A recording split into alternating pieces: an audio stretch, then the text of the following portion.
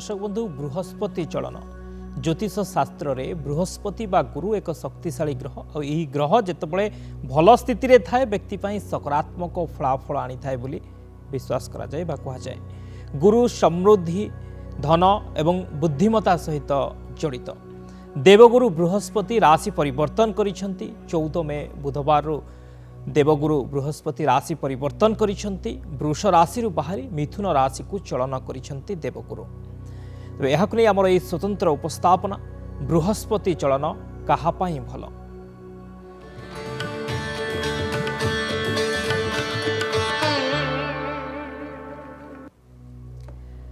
तेज देवगुरु राशि परिवर्तन काहापाई भल काहापाई खराब एवं ए राशि परिवर्तन बा बृहस्पति चलन कौन से संपर्क में आम सविशेष भाव में आलोचना करवा। आम सहित स्टूडियो उपस्थित अच्छा भृगु ज्योतिष पंडित श्रीधर आचार्य अच्छा। प्रथम स्वागत करवा कार्यक्रम को आगे नेबा। सर स्वागत करुच्ची कार्यक्रम को। सर बृहस्पति चलन अनेक आलोचना होउछि अनेक चर्चा होउछि। ए बृहस्पति चलन प्रकृति में कौन कहीं ये चलन हुए कौन ए बृहस्पति चलन में विस्तृत भाव में टिके जानिबा।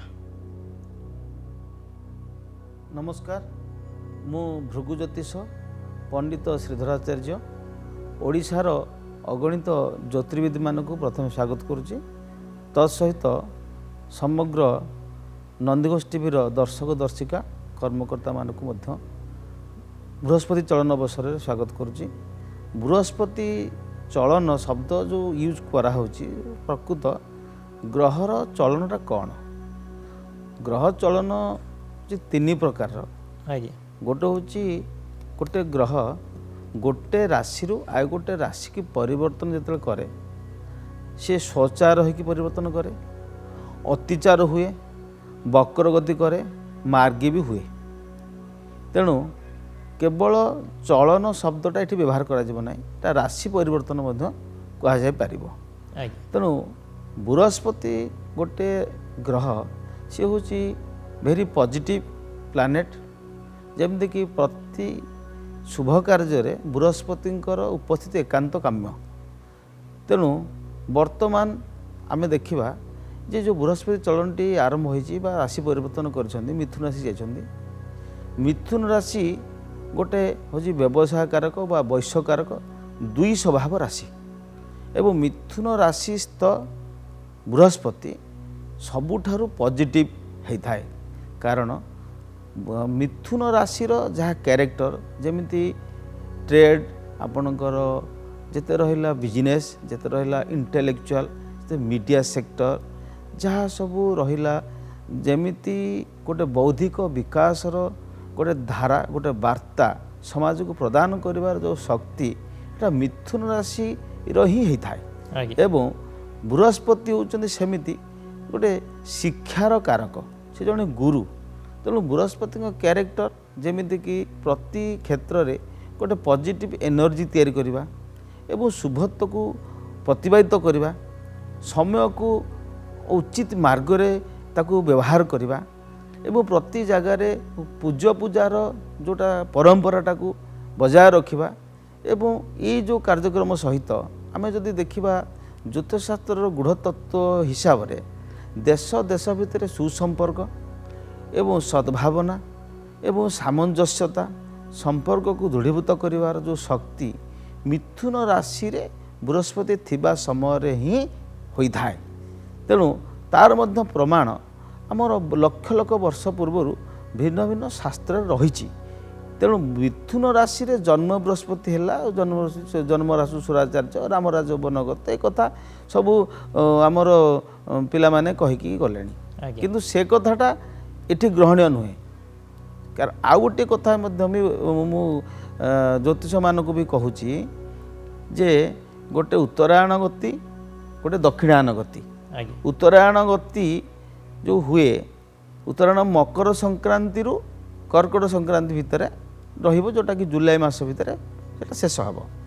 जेतेबेले आमर उत्तरायण गति हुए उत्तरायण गति समय समस्त प्रकार शुभ कार्य ही उत्तरायण समय होता है। विवाह शुभ कार्य मंदिर प्रतिष्ठा गमन आगमन विदेश गमन आप जेते रहिला गृह प्रवेशम ସମସ୍ତ ଶୁଭ କାର୍ଯ୍ୟ କୂପ ଖନନ ବାଣିଜ୍ୟକରଣ ପୁଷ୍ପରିଣୀ ଖନନ ଯାହା ସବୁ ବନ୍ଧୁ ଦର୍ଶନ ଏସବୁ ପ୍ରୀତିଯୁକ୍ତ କାର୍ଯ୍ୟ ଶୁଭ କାର୍ଯ୍ୟ ସମସ୍ତ ଶୁଭତ୍ୱ ଉତ୍ତରାୟଣ ସମୟରେ ହୁଏ। ଉତ୍ତରାୟଣ କ'ଣ ନା ରବି ମକର ରାଶିରେ ପ୍ରବେଶ କରିବେ ଏବଂ କର୍କଟ ରାଶିରେ ତା ଶେଷ କରିବେ। ଯେତେବେଳେ ସଂକ୍ରାନ୍ତିରୁ ସଂକ୍ରାନ୍ତି ହୁଏ ଯେଉଁଟାକି ସୌର ମାସ ସେ ସୌର ମାସରେ ହୁଏ। ତେଣୁ ଏକଥା ଜାଣିବା ଉଚିତ ଯେ ବୃହସ୍ପତି ଯଦି ଶୁଭତ୍ୱ ଯେକୌଣସି ଶୁଭ କାର୍ଯ୍ୟରେ ଯେମିତି ଗୋଟେ ୱାର୍ଡ଼ ୟୁଜ୍ କରାଯାଏ ଗୁରୁ ଶୁଦ୍ଧି, ଯଦି ଗୁରୁ ଶୁଦ୍ଧି ନାହିଁ ତାହେଲେ ଶୁଭ କାର୍ଯ୍ୟ ନିଷେଧ ହୁଏ। ତେଣୁ ଗୁରୁ ଶୁଦ୍ଧି କେଉଁ ସମୟରେ ରହିଲେ ହୁଏ ନା ସାର୍ବଜନୀନ ଭାବେ ଉତ୍ତରାୟଣ ସମୟରେ ହିଁ ଶୁଭ କାର୍ଯ୍ୟ ହୋଇଥାଏ। ଆପଣ ଦେଖନ୍ତୁ ବର୍ତ୍ତମାନ ମକର ରାଶିରେ ପ୍ରବେଶ କରିଛି ମାନେ ଜାନୁଆରୀ ମାସରୁ ଆରମ୍ଭ ହେଲା, ଏଇଟା ଦେଖନ୍ତୁ ସରିବ ଜୁଲାଇ ମାସରେ। ସେହି ସମୟରେ ବିବାହାଦି ଶୁଭ କାର୍ଯ୍ୟ ସବୁ ରହେ ହିନ୍ଦୁ କ୍ୟାଲେଣ୍ଡର ଅନୁସାରେ। ବୃହସ୍ପତି ଯଦି ଉତ୍ତରାୟଣ ସମୟରେ ଉତ୍ତର ଗୋଲାର୍ଦ୍ଧରେ ଚଳନ କରିଛନ୍ତି ଏକଥା ଜାଣିବା ଉଚିତ ଯେ ତାଙ୍କର ସବୁଯାକ ଶୁଭତ୍ୱ ସେ ସେହି ସମୟରେ ହିଁ ଦେଇଥାନ୍ତି। କିନ୍ତୁ ଆପଣ ଏକଥା ବି କହିପାରିବେ ଆଉ ଗୋଟେ କଥା ଆଲୋଚନାର ବିଷୟ ଯେ ୟା ପୂର୍ବରୁ ସେ ବୃଷ ରାଶିରେ ଚାଲୁଥିଲେ, ଆଜ୍ଞା ମେଷ ରାଶିରେ ବି ଥିଲେ, ମୀନ ରାଶିରେ ବି ଥିଲେ। ଆମେ ଆଗରୁ ପ୍ରୋଗ୍ରାମ ବି କରିଛି ନନ୍ଦିଘୋଷରେ। କିନ୍ତୁ ମିଥୁନ ରାଶି କଥାଟାକୁ ଆଉ ଗୋଟେ ଗୁରୁତ୍ୱ ଦେବା ଆମେ ତାର ଗୋଟେ ତତ୍ତ୍ୱ ରହିଛି ଯେ ମିଥୁନ ରାଶିର ଅଧିପତି ବା ମିଥୁନ ରାଶି ଉତ୍ତର ଦିଗକୁ ପ୍ରତିନିଧିତ୍ୱ କରିଥାଏ। ଉତ୍ତରାୟଣ ସମୟରେ ଉତ୍ତର ଦିଗକୁ ଗତି କରୁଥିବା ବୁଝାଉଥିବା ଦର୍ଶାଉଥିବା ଏବଂ ପ୍ରତିନିଧିତ୍ୱ କରୁଥିବା ରାଶି ହେଉଛି ମିଥୁନ। ଏବେ ଦେଖିବା ଗୋଟେ ମ୍ୟାଚିଂ କୋଇନ୍ସିଡେଣ୍ଟ ଦେଖିବା ଯେ ବୃହସ୍ପତିଙ୍କର ଡିରେକ୍ସନ୍ କ'ଣ ନା ବୃହସ୍ପତି ହେଉଛି ନର୍ଥ ଇଷ୍ଟ, ତାମାନେ ଉତ୍ତରକୁ ବୁଝେଇଲା। ତାମାନେ ଉତ୍ତରାୟଣ ସମୟରେ ବୃହସ୍ପତି ଉତ୍ତର ଦିଗରେ ଗତି କରି ଉତ୍ତର ଦିଗସ୍ଥ ରାଶିରେ ପ୍ରବେଶ କରୁଥିବା ସମୟରେ ବୃହସ୍ପତିଙ୍କର ଯାହା ଯାହା ପ୍ରଭାବ ଯାହା ଯାହା ନେଚର କ୍ୟାରେକ୍ଟର୍ସ ବିହେଭିୟର୍ସ ରହିଛି it is a thumbs rule of astrology. ସେହି ସମୟରେ ମିଥୁନ ରାଶିର କ୍ୟାରେକ୍ଟର ମଧ୍ୟ ସମାନ। ତେଣୁ ପ୍ରତି ଥିଓରିକୁ ଗବେଷଣା କଲେ ଗବେଷଣାର ଶୀର୍ଷତମ ପ୍ରଶ୍ନରେ ପହଞ୍ଚିଲେ ସେଟା ଥିଓରି ହୁଏ। ତେଣୁ ପୁରୁଣା ଥିଓରି ଯାହା କହୁଛନ୍ତି ମିଥୁନ ରାଶିରେ କାହିଁକି ନେଗେଟିଭ୍ ହେବ ଆଉ କାହିଁକି ପଜିଟିଭ୍ ହେବ। ପଜିଟିଭ୍ ଏଇଥିପାଇଁ ହେବ ମିଥୁନ ରାଶି ଗୋଟେ ବୈଶ୍ୟକାରକ ଦୁଇ ସ୍ୱଭାବ ରାଶି। ଏହି ସମୟରେ ବୃହସ୍ପତି ଯେତେବେଳେ ଚଳନ କଲେ ତାଙ୍କ ସାଙ୍ଗରେ ସେ ସମୟରେ ଦେଶ ଦେଶ ଭିତରେ ସୁସମ୍ପର୍କ ବୁଝାମଣା ଏବଂ ଆମର networking market media sector publication sector adaptability ଯାହା ସବୁ ଯେତେ ଶୁଭ କାର୍ଯ୍ୟ ଯାହା ବିକାଶ ଦିଗରେ ଗୋଟେ ଦେଶକୁ ଗୋଟେ ଜାତିକୁ ଏବଂ ଗୋଟେ ଅନ୍ତରାଷ୍ଟ୍ରୀୟ ସମ୍ପର୍କକୁ ସମଝୋତା ସହିତ ଗୋଟେ ଦୃଢ଼ତା ପ୍ରଦାନ କରିଥାଏ। ସେହି ସମୟରେ ବୃହସ୍ପତି ମିଥୁନ ରାଶିରେ ପ୍ରବେଶ କରିବା ଦ୍ୱାରା ଯାହା ଆମକୁ ଶୁଭତ୍ୱ ହେବା କଥା ଆପଣ ଦେଖନ୍ତୁ ଶନି ଚଳନ ଯେତେବେଳେ 29 ମାର୍ଚ୍ଚରେ ହେଇଥିଲା ସେହି ସମୟରେ କହିଥିଲି ଯେ ବିଭୀଷିକାମ୍ବ ପରିସ୍ଥିତି ସୃଷ୍ଟି ହେବ, ଯୁଦ୍ଧର ଭୟ ରହିଛି, ଦେଶ ରାଜ୍ୟକୁ ନେଇ ବିପଦ ଅଛି, ରାଜାଙ୍କ ପ୍ରତି ବିପଦ ଅଛି। କିନ୍ତୁ ବୃହସ୍ପତି ଚଳନ ଦ୍ୱାରା ସେଟା ତାହା ସମାଧାନ ହୋଇଯାଇଛି। ତେଣୁ ଗ୍ରହ ରୂପୀ ଧନାର୍ଦ୍ଦନ ମନୁଷ୍ୟ ରୂପେଣ ଗ୍ରହ ଆଚରନ୍ତି। ତେଣୁ ବୃହସ୍ପତି ଆସିବା ଦ୍ୱାରା ଏକ ଶୁଭ ବାତାବରଣ ସୃଷ୍ଟି ହୋଇ ପୃଥିବୀରେ ଏକ ଶାନ୍ତ ବାତାବରଣ ସୃଷ୍ଟି ହୋଇଛି ଯାହାକି ଭାରତ ପାକିସ୍ତାନ ଯୁଦ୍ଧକୁ ସେ ରୁକାବଟ ଦେଇଛି ଏବଂ ଭାରତର ବା ସାରା ବିଶ୍ୱର ବା ହିନ୍ଦୁ ଜାତିର କଲ୍ୟାଣ ଉଦ୍ଦେଶ୍ୟରେ ବୃହସ୍ପତିଙ୍କର ପ୍ରଭାବ ଚଳନ ମିଥୁନ ରାଶିରେ ଏକ ଶୁଭତ୍ୱ ପ୍ରଦାନ କରିଛି। ଏ କଥା ଆମେ ଦୃଢ଼ତାର ସହିତ ପ୍ରଦାନ କରୁଛୁ। ତତ୍ ସହିତ କ'ଣ କେଉଁ କେଉଁ ଋଷି କେଉଁ କେଉଁ କଥା କହିଛନ୍ତି ତା ମଧ୍ୟ ବି ଜ୍ୟୋତିଷଶାସ୍ତ୍ରରେ ପ୍ରମାଣ ଅଛି। କେବଳ ଆପଣ ରାମ ରାଜ୍ୟ ବନଗତ ଏ କଥାଟା କୋଟି କୋଟି ବର୍ଷ ତଳେ କୁହାଯାଇଥିଲା, ସେ କଥାଟାକୁ ନେଇକି ଏଠି ଆପଣ ପ୍ରତିବାଦ କଲେ ଜ୍ୟୋତିଷଶାସ୍ତ୍ର ନୂତନତ୍ୱ ବା ଜ୍ୟୋତିଷଶାସ୍ତ୍ରରେ ଭରସା ଆସ୍ତେ ଆସ୍ତେ କଟି କଟି ଯାଉଛି। ଅନେକ ଲୋକ କହୁଛନ୍ତି ଯେ ଜ୍ୟୋତିଷଶାସ୍ତ୍ରକୁ ବିଜ୍ଞାନ ନୁହେଁ। ବିଜ୍ଞାନ କାହିଁକି ନୁହେଁ? ଯେତେବେଳେ ଚଳନ କରିଛି ଯେଉଁ ସମୟରେ ହେଇଛି ଯାହାକି ଆପଣଙ୍କୁ ଅନ୍ୟ ଗ୍ରହ ନକ୍ଷତ୍ର ଗଣନା କରୁଥିବା ଜ୍ୟୋତିର୍ବିଜ୍ଞାନୀମାନଙ୍କ ସହିତ ଜ୍ୟୋତିଷଶାସ୍ତ୍ର ଗଣନା ସମାନ ଅଛି। କିନ୍ତୁ ତାର ଇଫେକ୍ଟ କୋଟା କ'ଣ ରହୁଛି সেটা ଆମେ କହିପାରୁଛୁ। ସେଥିପାଇଁ ଏଇଟା ଜ୍ୟୋତିଷ ଶାସ୍ତ୍ର ବା ଫଳିତ ଜ୍ୟୋତିଷ ଶାସ୍ତ୍ର। ତେଣୁ ଏଠି କହୁଛନ୍ତି ଯେ ବୃହସ୍ପତି ମଙ୍ଗଳଙ୍କ ନକ୍ଷତ୍ର ମୃଗଶିରା ନକ୍ଷତ୍ରର ପ୍ରଥମ ପାଦ, ଯାହାକି ମିଥୁନ ରାଶିର ଆରମ୍ଭ।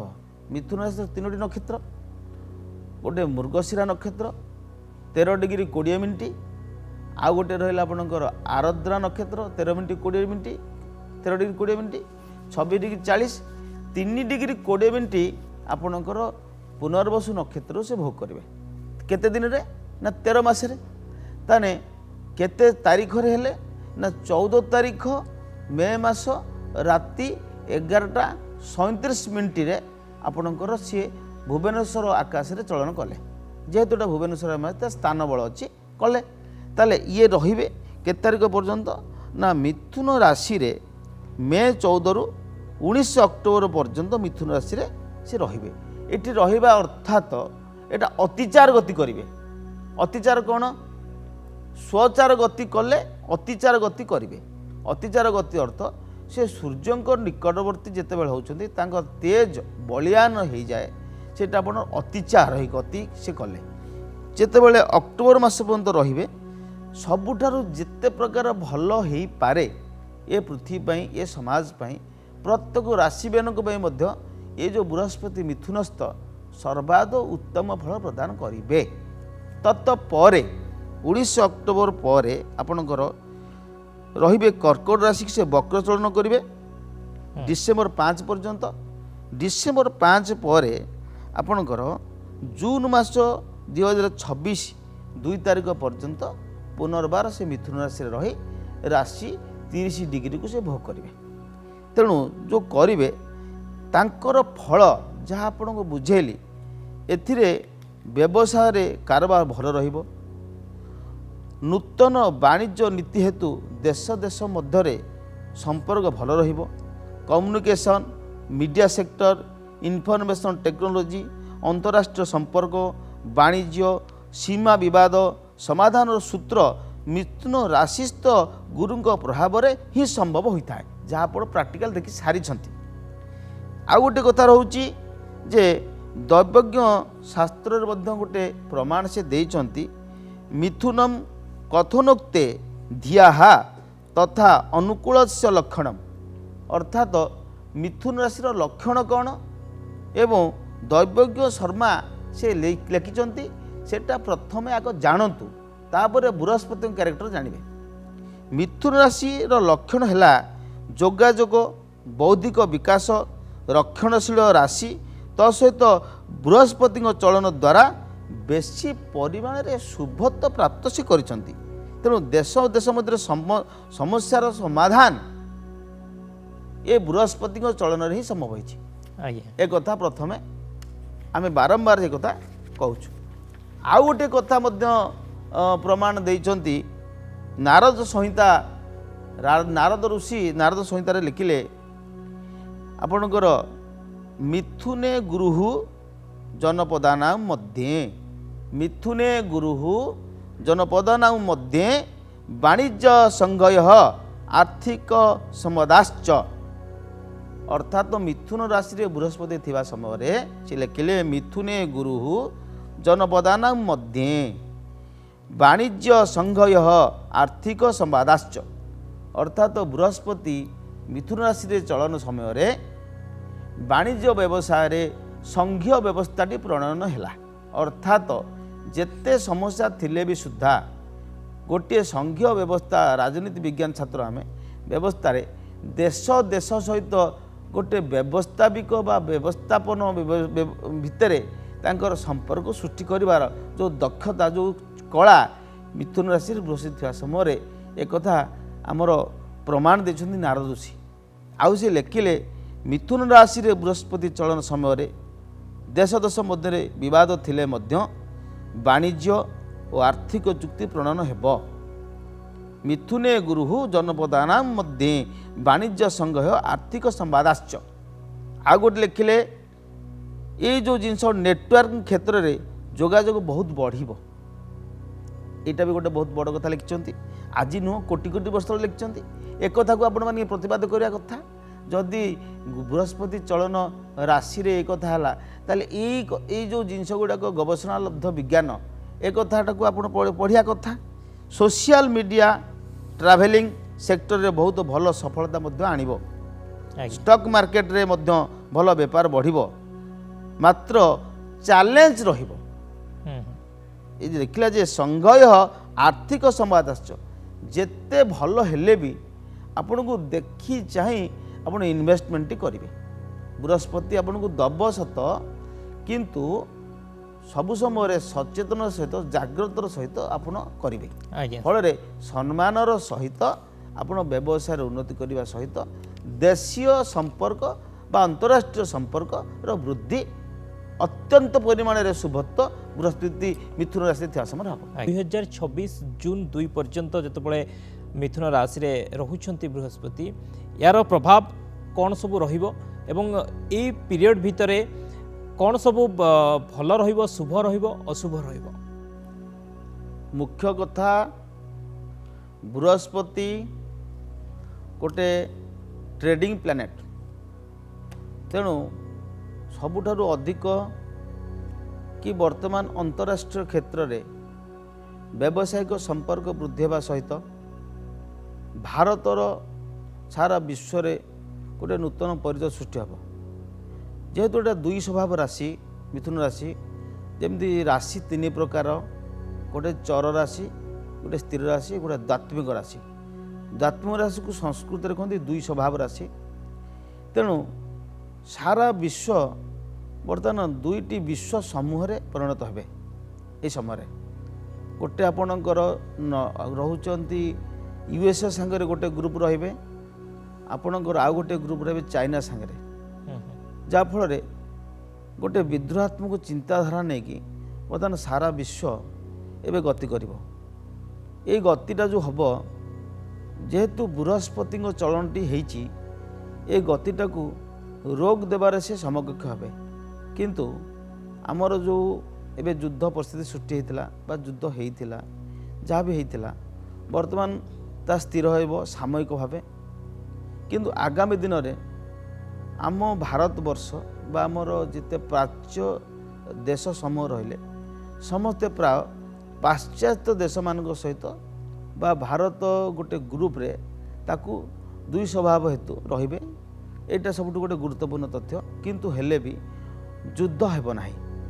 द्वितीय कथा होची गोटे बृहस्पति जेतेबेले एटा वायुतत्व राशि मिथुन राशि वायुतत्व राशि रे बृहस्पति जेतेबेले चलन करिवे से समय कौन हुए ना आपणकर आरंभ हम जेतेबेले अक्टोबर मास 19 तारिख पर जेतेबेले बृहस्पति वक्र चलन करिवे कर्कट राशि को डिसेम्बर मास 25 तारिख पर्यंत से समय कौन हम ना सामुद्रिक झड़ एवं आपणकर गोटे रहिबो कि प्राकृतिक दुर्विपाक एवं गोटे एमिति मेक्सिको आपन जेते सबू देश रहिले जोटा कि समुद्र तटवर्ती अंचल पाश्चात्य देश मानक बहुत बहुत बड़ बड़ सामुद्रिक झड़ हेतु जो नेचुरल कैलामिटी जो आसीबो से गुड़ाक एते क्षति करिवो जा फल विश्व अर्थनीति को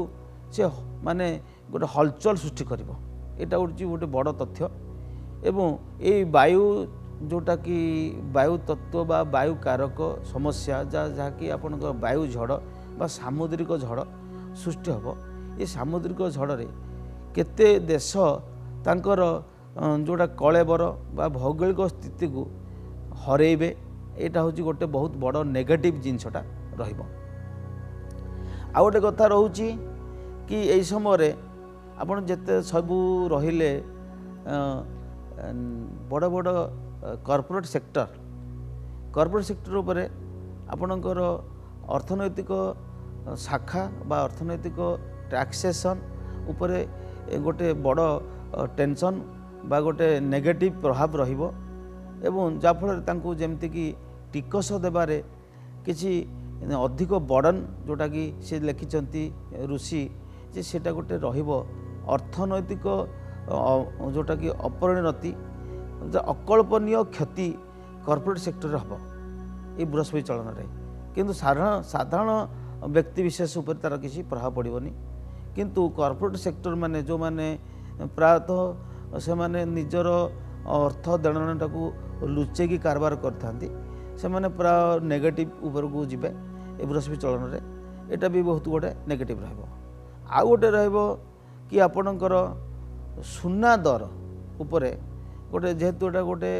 गोल्ड बा हेम विप्र सजा सूची तो बृहस्पति ब्राह्मण जाति बा हिंदू समाज को बुझाऊँगी तो सहित गोटे बड़ फाइनेंशियल फैक्टर को बुझाऊँगी दे गोटे देशर फाइनेंसटा तार स्वर्णर मूल्य उपर निर्भर करे तेणु आमर सुना दरटा ये समय बढ़ एते बढ़ जे आपण साधारण व्यक्तिटे गोटे सुनार अलंकार टे व्यवहार करने से निजक हेय मन कर यहाँ भी गोटे नेगेटिव रते पॉजिटिव कहली गोटे नेगेटिव आपण भी एटा भी अनुभव करूँ यहाँ भी रही देखिए ये अक्टोबर मास सुधा सुना रेट आप धरतु माने 1,20,30,000 आड़ को आपणकर टच कर बहुत बढ़ीज किंतु पेट्रोल दरटा इंधन जात सामग्री दर कम कारण मंगल नक्षत्र रे जेहेतु बृहस्पति रे तेणु आपणकर इंधन जात सामग्री मूल्य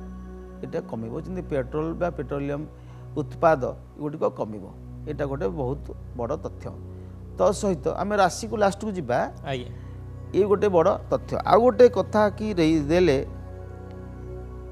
फिर देखिले जे विचार संहिता टीकार जड़े ऋषि लेखिले जे मिथुने च गुरुयार्ति तत्रार्धे दारुण भयम कथाटा को टिके पुनर्बार मु कहूँ मिथुने च गुरुयार्ति तत्रार्धे दारुण भयम नृपाणां बृहत्तस्त स्वल्पं तोयं भविष्यति मिथुन राशि रे बृहस्पति चलन समय संपूर्ण विश्व रे एक भयर वातावरण सृष्टि हम अबुझाणा हेतु अंतरराष्ट्रीय स्तर में युद्धर भय जहाँ कही प्रमाण देली ट्रेड वार मात्र परिशेष समाधान सूत्र आसीबो कारण मिथुन वायुतत्व राशि तत्सहित दुई स्वभाव राशि तेणु दुई भाग में विभक्त होई देश देश मध्य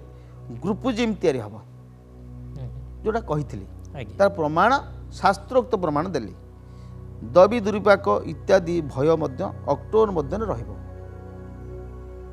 सामुद्रिक झड़ सृष्टि होवार लक्षण रहिबो फल आमर ये जोगाजोग सामान्य समस्या आसिबो ट्रांसपोर्टेशन किंतु communication video technology online retailing logistic education publishing क्षेत्र में बहुत भल सफलता ये समय आनिबो एटा बहुत भल कथा आसिबो किंतु नेगेटिवटा आपण भी देखिए जेकोसी ग्रहर पॉजिटिव नेगेटिव एंगल थाए तेणु बृहस्पति रहिबे पॉजिटिव रे अधिक एवं नेगेटिव रे कम एबे देखिबा जे साधारण थियोरी कौन कहूची जे राशि मानक क्षेत्र रे कौन कौन प्रभाव विस्तार से करिवे एवं ता रिमेडियल मेजर्स ट्रेडिशनल एस्ट्रोलॉजी रे कौन कहूची बा जमीन सूत्र रे कौन आसुची जहाँ अन्य वर्ग ज्योतिष माने करथिले आमे ताको मध्य देखिबा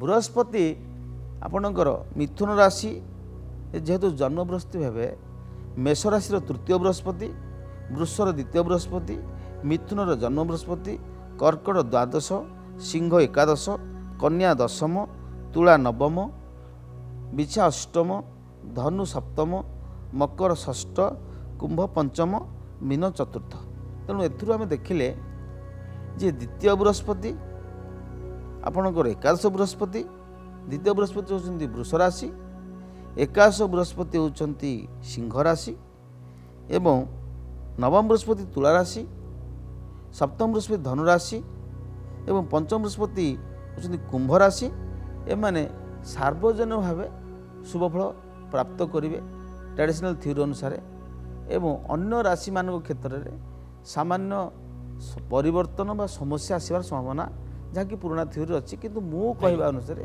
ମିଥୁନ ରାଶି ସହିତ ବୃହସ୍ପତି ଅତ୍ୟନ୍ତ ଶୁଭ ହୋଇଥାଏ। ଅନ୍ୟ ରାଶିମାନଙ୍କ କ୍ଷେତ୍ରରେ ଯାହା ସବୁ ଥିଓରି କହୁଛି ସବୁ ଥିଓରିକୁ ଆପଣ ଓମିଟ୍ କରନ୍ତୁ। ଏକଥା ଜାଣନ୍ତୁ ଯେ ବୃହସ୍ପତିର ଶୁଭତ୍ୱ ପ୍ରାପ୍ତ କରିବା ପାଇଁ ଗୋଟିଏ ରିମେଡ଼ି ଆପଣଙ୍କୁ କହିଦେଉଛି। ସେ ରିମେଡ଼ି ଆପଣ ସମସ୍ତେ କରନ୍ତୁ। ସାଧାରଣ ଭାବେ ଯେଉଁମାନଙ୍କର ଜାତକ ନାହିଁ ମଧ୍ୟ ବୃହସ୍ପତିଙ୍କ ଚଳନରେ କରିପାରିବେ। ସେମାନଙ୍କ ପାଇଁ ବାମନ ପୁରାଣ ପାଠ ପ୍ରତ୍ୟହ ଅତ୍ୟନ୍ତ ଶୁଭତ୍ୱ ଏବଂ ଆପଣଙ୍କର ପାରାକୁ ଦଧି ଅନ୍ନ ବଣ୍ଟନ ଏବଂ ପ୍ରଚଳିତ ଥିଓରି ଅନୁସାରେ ଓଡ଼ିଶାର ଅଧିଷ୍ଠାତ୍ରୀ ଦେବୀ ବା ବୃହସ୍ପତିଙ୍କ ଅଧିଷ୍ଠାତ୍ରୀ ଦେବୀ ହେଉଛନ୍ତି ମା ତାରା। ତାର ପ୍ରତିରୂପ ହେଉଛନ୍ତି ଉଗ୍ରତାରା, ତାରା ତାରିଣୀ ସମଲେଶ୍ୱରୀଙ୍କ ଉଦ୍ଦେଶ୍ୟରେ ପ୍ରତି ଗୁରୁବାର ଦିନ ଆପଣ ନାରିକେଳଟିଏ ପ୍ରେରଣ କରିବେ। ତତ୍ସହିତ ହଳଦିଆ ଅନ୍ନ ଭକ୍ଷଣ କରିବେ ଏବଂ ବ୍ରାହ୍ମଣ ବା ଗୌରବର୍ଣ୍ଣର ବ୍ରାହ୍ମଣକୁ ଗୁରୁବାର ଦିନ ବର୍ଷରେ ଥରେ ଆପଣ ବୃହସ୍ପତିଙ୍କର ଆସକ୍ତ ଦ୍ରବ୍ୟମାନ ଦାନ ଦେବେ। କ'ଣ ନା କାଂସ୍ୟ ପାତ୍ର, ମସୁର ଡାଲି, ସୁବର୍ଣ୍ଣ ମାନେ ସୁନା, ଶୁକ୍ଳ ତଣ୍ଡୁଳ ମାନେ ଆପଣଙ୍କର ଅରୁଆ ଚାଉଳ, ତତ୍ ସହିତ ଆପଣଙ୍କର କିଛି ମିଷ୍ଟାନ୍ନ ଭୋଜନ ଆକାରରେ ଆପଣ ଦାନ ଦେବେ। ଫଳରେ ଆପଣଙ୍କୁ ଯଥେଷ୍ଟ ପରିମାଣରେ ଶୁଭତ୍ୱ ବୃହସ୍ପତି ପ୍ରାପ୍ତ କରିବେ। ଗୋଟିଏ ମନ୍ତ୍ରଟିଏ କହିଦେଉଛି ଲାଷ୍ଟ ଆପଣଙ୍କର ଜପ ମନ୍ତ୍ର ବୃହସ୍ପତି ସମସ୍ତ ପାଇଁ ସମାନ। ଅଙ୍ଗିରାସାୟ ବିଦ୍ମହେ ଦିବ୍ୟ ଦେହାୟ ଧୀମହି ତନ୍ନୋ ଜୀବ ପ୍ରଚୋଦୟାତ୍। ଏ ମନ୍ତ୍ରଟି ଆପଣମାନେ ପାଠ କରିବେ। ଯଦି ଏ ମନ୍ତ୍ରଟି ନଥିବ ଆପଣ ୟୁଟ୍ୟୁବରୁ ପାଇଯିବେ। ଜୟ ଜଗନ୍ନାଥ, ନମସ୍କାର। ଜପ କରିବେ ଏବଂ ଯେଉଁ ବି ସମସ୍ୟା ଥିବ ତାର ସମାଧାନ ହେଇଯିବ। ଯେମିତିକି ସାର୍ କହିଲେ ଯେଉଁ ପନ୍ଥା ଆପଣେଇବା ପାଇଁ ଏବଂ ଭଗବାନଙ୍କୁ ପ୍ରାର୍ଥନା କରିବା ପାଇଁ, ମନ୍ତ୍ର ଜପ କରିବା ପାଇଁ, ଦାନ କରିବା ପାଇଁ, ଏସବୁ ଆପଣାଇଲେ ହିଁ ଆପଣଙ୍କର ସମସ୍ୟାରେ ସାମାନ୍ୟ ପରିବର୍ତ୍ତନ ମଧ୍ୟ ଆସିପାରେ। ବହୁତ ବହୁତ ଧନ୍ୟବାଦ ସାର୍ ଆଲୋଚନା ପାଇଁ। ଆମ ସହିତ ପଣ୍ଡିତ ଶ୍ରୀଧର ଆଚାର୍ଯ୍ୟ ଭୃଗୁ ଜ୍ୟୋତିଷ ଥିଲେ, ଆଲୋଚନା କରୁଥିଲେ।